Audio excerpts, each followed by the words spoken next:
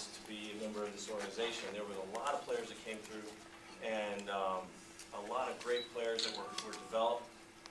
And Montreal was known for developing players. Then at that time, you know, Montreal, once they started doing fire sales, was known as basically a minor league team for other major league teams. You know, that was the sort of the joke. But I was drafted in '95.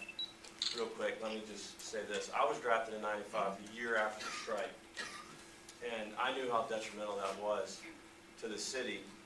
But it did lead to me getting drafted in the first round. And one of the things was, you know, I always felt like I was the product, I was part of the result of what happened that year. They had the best record, I was the last pick. I kind of felt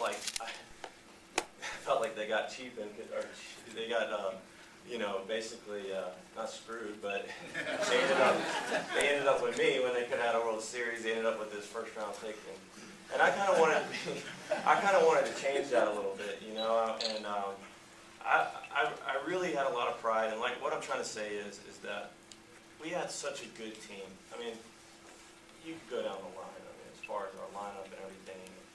Not even me, you know, I was just a small piece, but when you look at the talent we had, Justin, Vladimir Guerrero in those years. Now, granted, Guerrero replaced Larry Walker, who was an MVP type player at that time. So, you know, Vladimir at that point wasn't necessarily as great, so it wasn't, you weren't able to appreciate what you had. But in 02 and 03, our talent level started to come into fruition, and we were starting to develop. And the painful thing was to see that organization that I grew up with and all the guys that I played with just get kind of cherry-picked off the team. You know, we lost Javi Vasquez, Orlando Cabrera, Jose Vidro, Vladimir